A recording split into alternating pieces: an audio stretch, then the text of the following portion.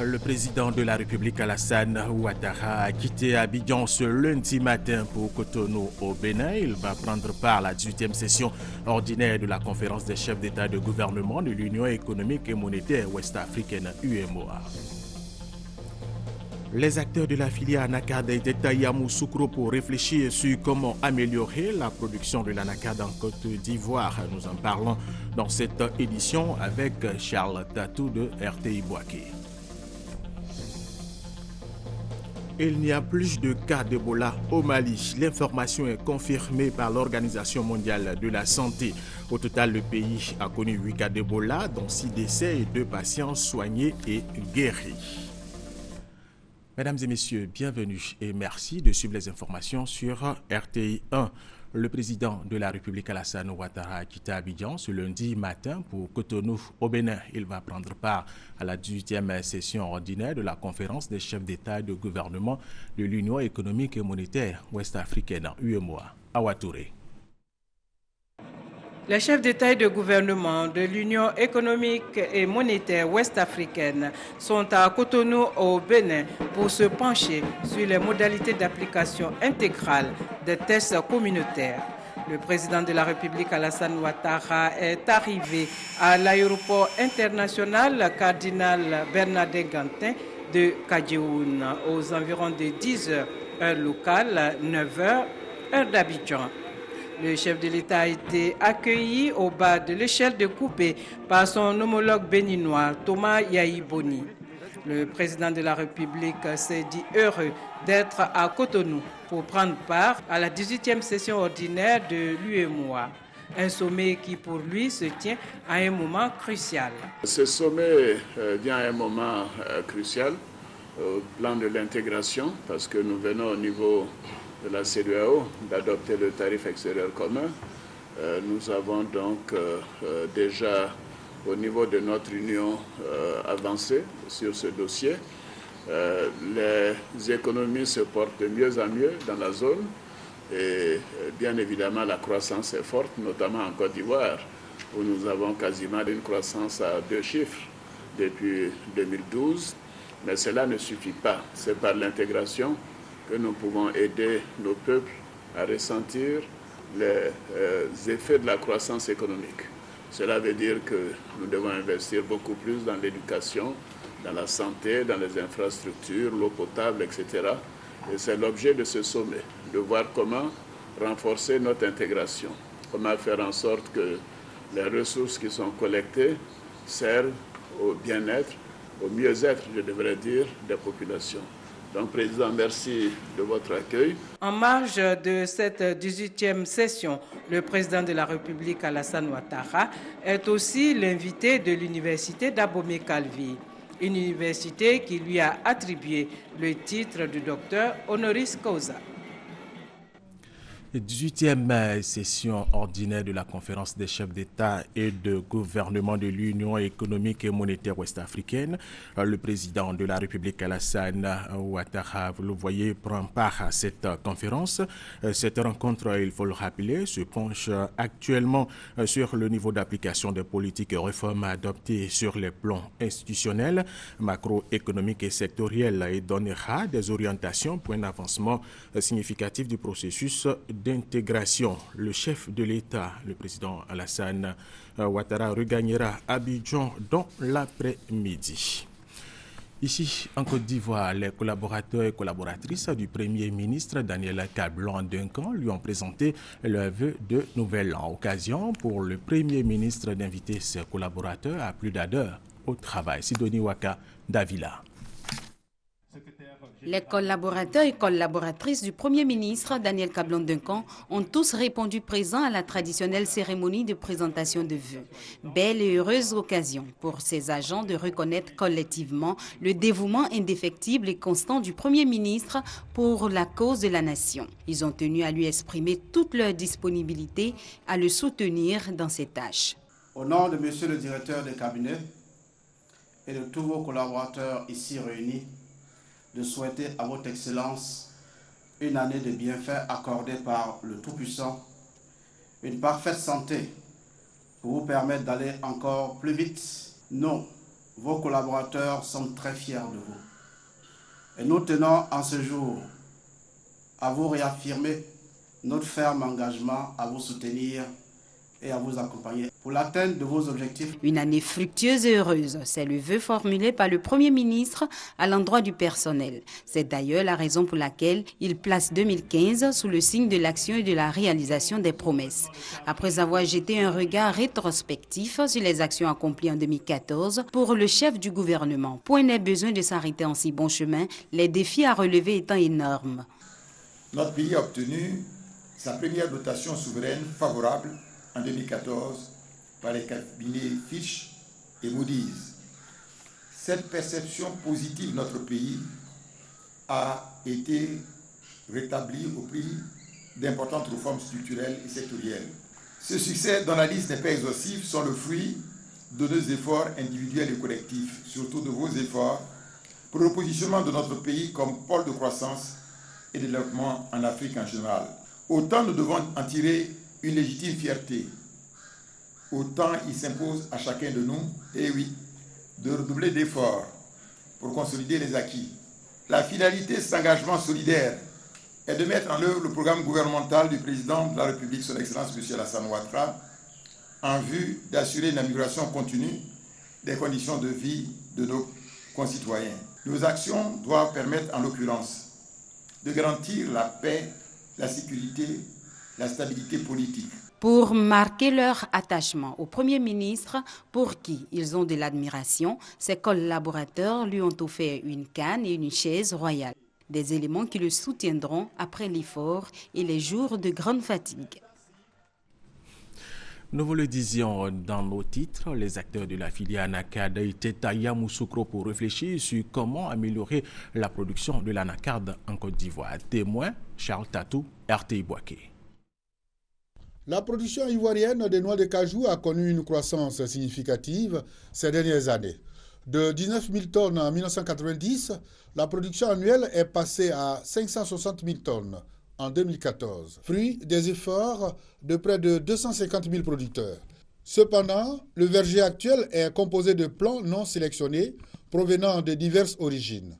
Conséquence, niveau de rendement faible, 500 kg à l'hectare contre au moins 1000 kg à l'hectare en Inde et au Brésil. Pour améliorer le rendement et les revenus des producteurs, le Fonds interprofessionnel de recherche et de conseil agricole, FIRCA et le CNRA ont mis en place un programme d'amélioration variétale en 2009.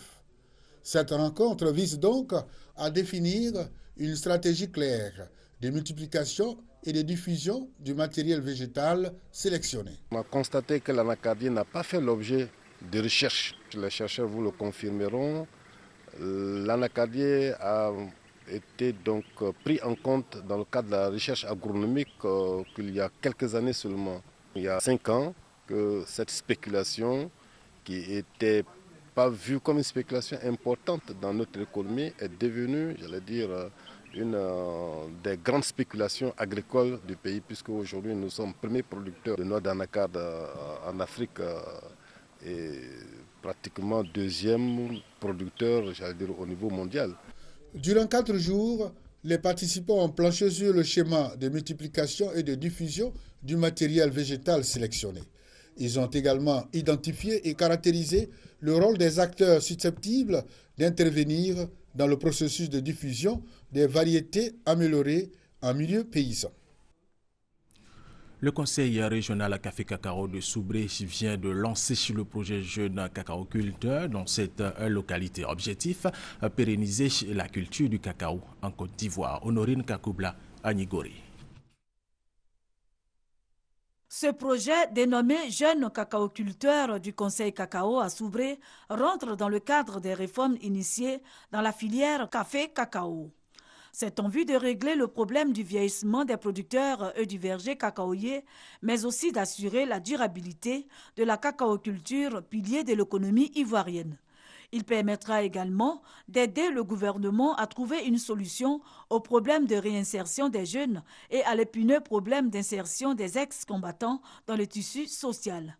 Pour Seydou Silué, délégué régional du Conseil du café cacao de la région de l'Anawa, ce projet qui durera 4 ans permettra l'installation de 1000 jeunes agriculteurs dont l'âge est compris entre 18 et 40 ans et qui possèdent une parcelle d'au moins 2 hectares dans le domaine du café et du cacao.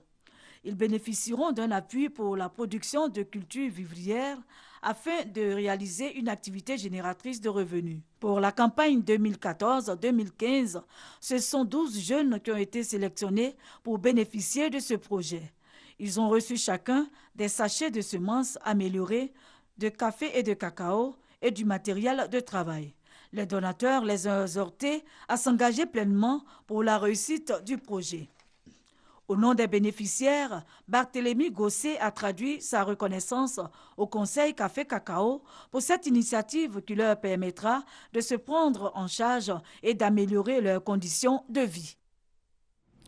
22 membres du conseil d'administration et du personnel de la Confédération générale des entreprises de Côte d'Ivoire, ce GCI, viennent d'être honorés. Leur mérite a été reconnu par le patronat ivoirien. Koné Kargasoro. Ils sont au nombre de 22, les membres du conseil d'administration et du personnel de la Confédération générale des entreprises de Côte d'Ivoire, ce GCI, à être décorés par le président de la Cour suprême, Koné Mamadou. 5 ont été faits commandeurs, 13 officiers et 4 chevaliers dans l'ordre national pour service rendu à la nation. Cette cérémonie de décoration donc pour reconnaître leur mérite, mais aussi les exhorter à plus d'ardeur dans le travail. Ils ont fait un travail remarquable dans la cohésion, dans une vision commune. Et aujourd'hui, nous commençons à percevoir les fruits. Il était important pour moi d'honorer les femmes et les hommes qui m'ont accompagné dans ce travail et qui ont fait que nous sommes devenus aujourd'hui ce que nous sommes. Occasion pour les récipiendaires d'exprimer leur fierté et traduire leur reconnaissance au président de la République, Alassane Ouattara, et aux responsables de la CGCI. Pour moi, c'est un honneur, c'est surtout un encouragement.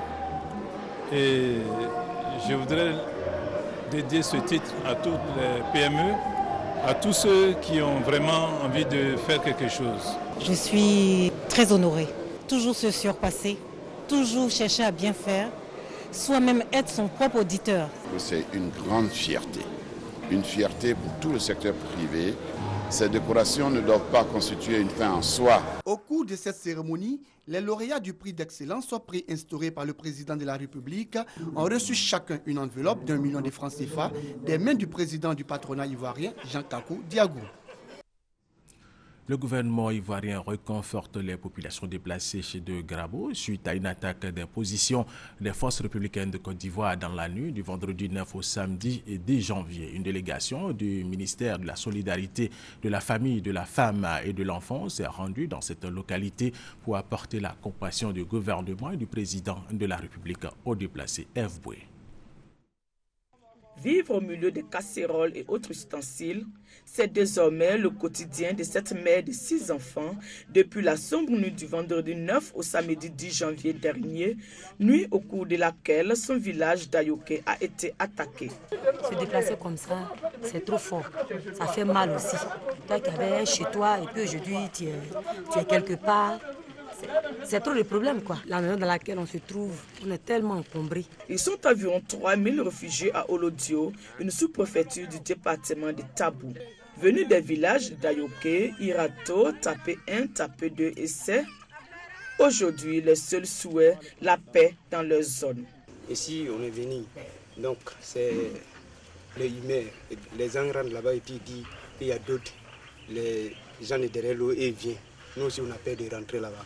Donc il n'y a pas manger, nous tous, on est là pour dormir dans le froid. Nous voulons que le gouvernement nous aide à ce que la paix revienne, afin que nous puissions repartir, rejoindre, comment on appelle ça là, nos plantations. Dans un élan de solidarité, une délégation du ministère de la Solidarité, de la Famille, de la Femme et de l'Enfant s'est rendue à Olodio.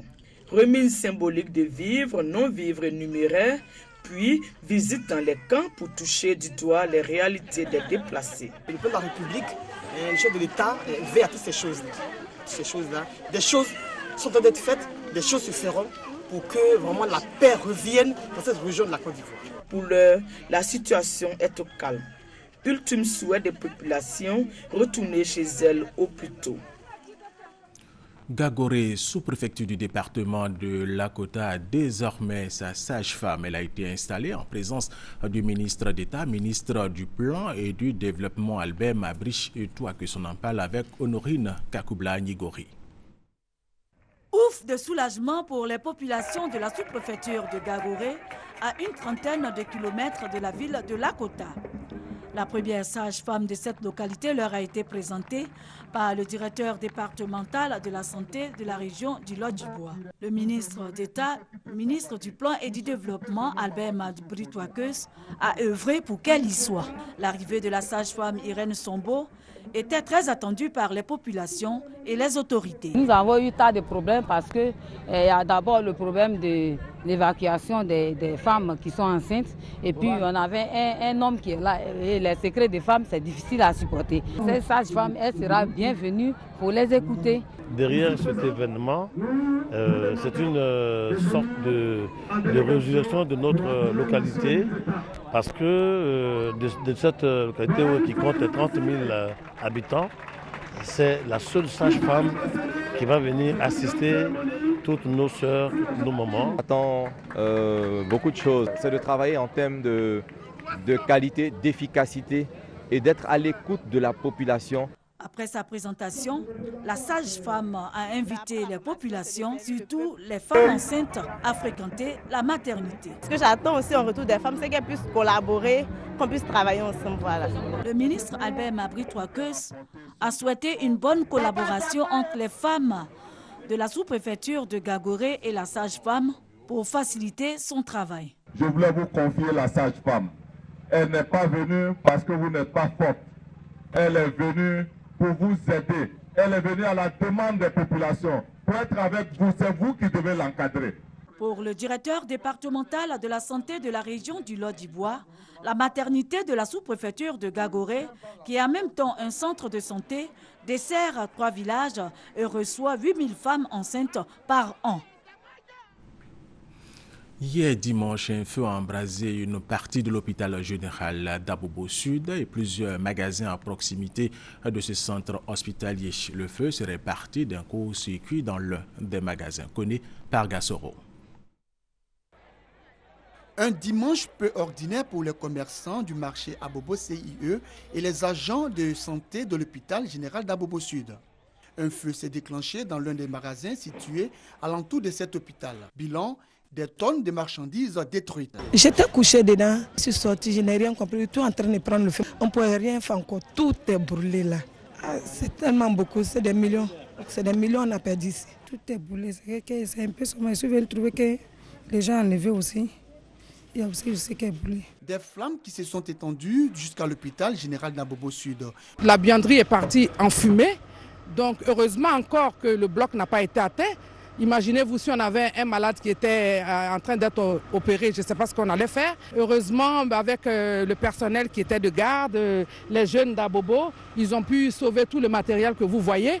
Alertés, les sapeurs-pompiers militaires de l'Indénié ont réussi à circonscrire le feu. C'est un feu qui concernait 13 baraques à usage de magasins et la buanderie de cet hôpital. Nous avons pu circonscrire le feu aux environs de 13 heures. Les commerçants installés autour de l'hôpital sont indexés par les responsables de l'hôpital. Leur démarche auprès de la mairie en vue de les déguerpir est restée vaine. Les autorités municipales donnent les raisons. Le marché a été construit au moment où l'hôpital avait été construit.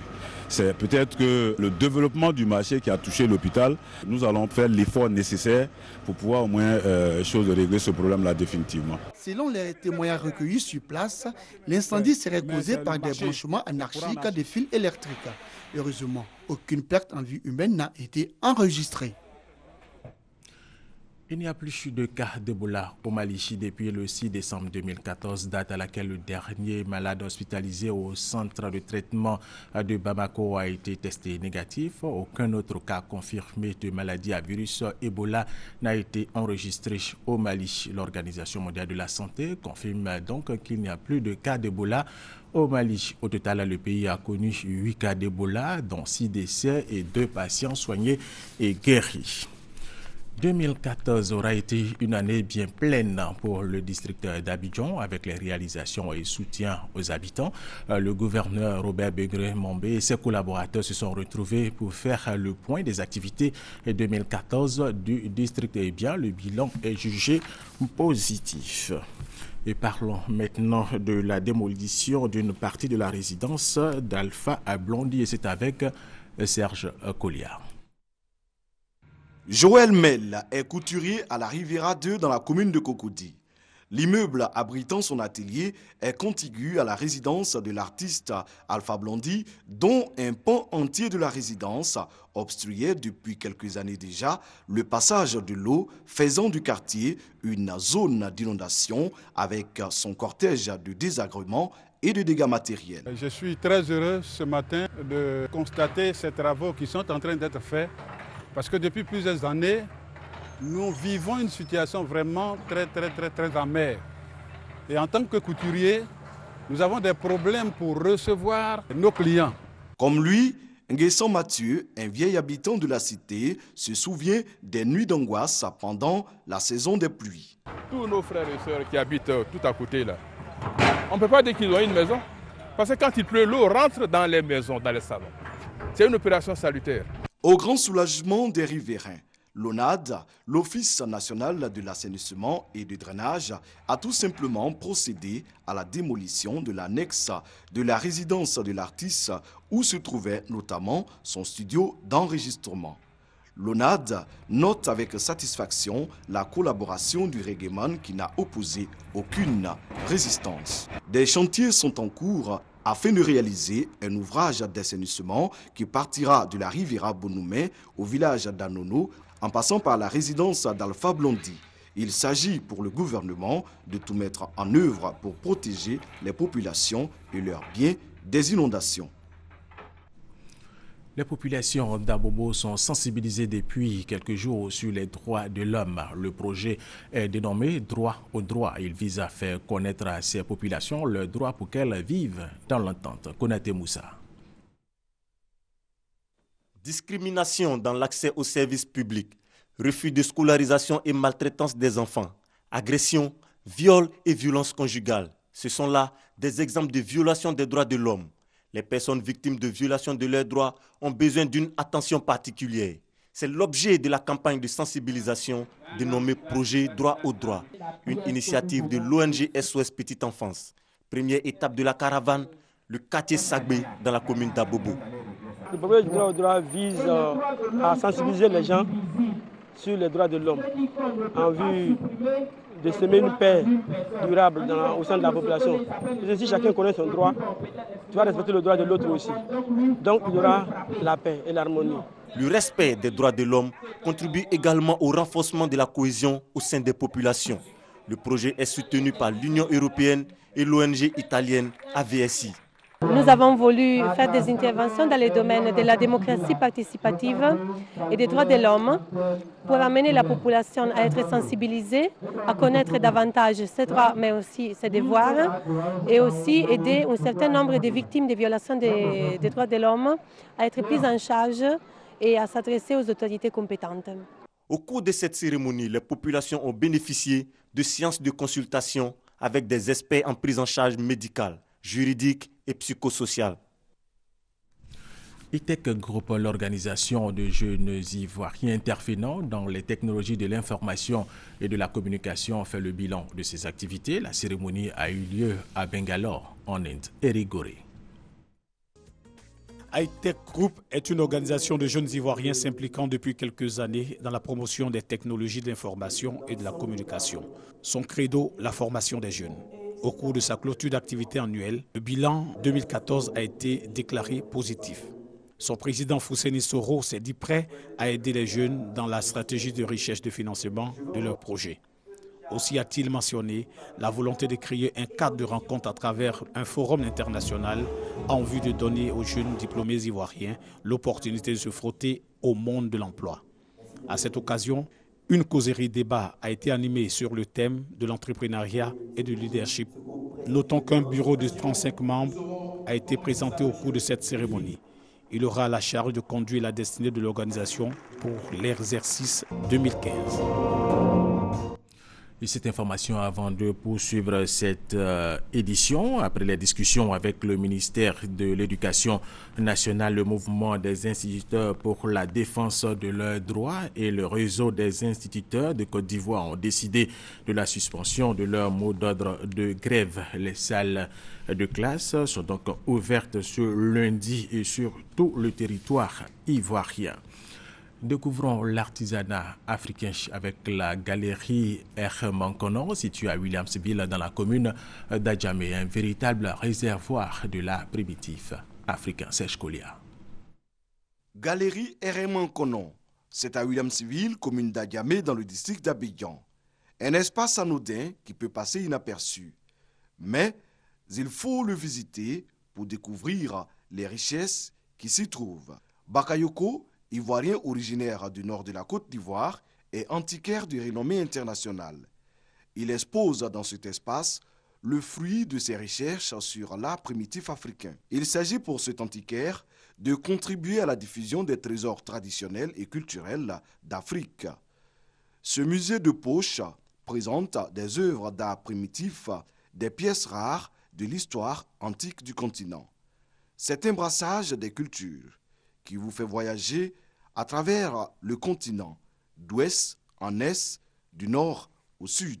Mousso de Batigui, la maternité en langue malinké, constitue le thème central de cette exposition. L'antiquaire nous montre la valeur de la femme en Afrique et son rôle de protectrice de l'enfant, reconnu depuis la nuit des temps. La galerie Hermankono, à travers l'exposition Mousso de Batigui, est un retour aux sources, une invitation appelant les Africains à puiser dans leurs valeurs, dans l'héritage culturel ancestral pour permettre au continent de s'affirmer par son essence, sa diversité et son authenticité. Et parlons maintenant de religion dans cette édition. Rendons-nous à Bujo avec Thérèse Tapeyoboué qui nous dit que l'église Aris a de nouveaux prédicateurs. Regardez. Joie pour les fidèles de l'église Ariste de Belleville, localité située dans la région de la Nawa au sud-ouest de la Côte d'Ivoire. Ils ont en effet de nouveaux prédicateurs. Ces derniers viennent d'officier leur première messe. Une cérémonie de réjouissance à laquelle on prépare d'autres fidèles d'église Ariste venus de plusieurs localités pour soutenir les nouveaux prédicateurs, notamment Apollinaire Djedje, Honoré Zaouli, Yves Tchessedi, tous faits prédicateurs auxiliaires. Le pasteur supérieur Lucien Kipré a exhorté au cours de cette célébration ces nouveaux hommes de Dieu à faire de la paix leur credo. À sa suite, le chef du village de Belleville, Augustin Krouba, a invité les fidèles à se réconcilier et à faire de la cohésion un instrument de développement de la région.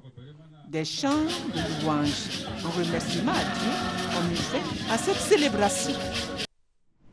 Et nous allons rester dans le domaine religieux, cette fois avec les fidèles de la paroisse Saint-Jean d'Azito qui ont décidé d'honorer leur prêtre.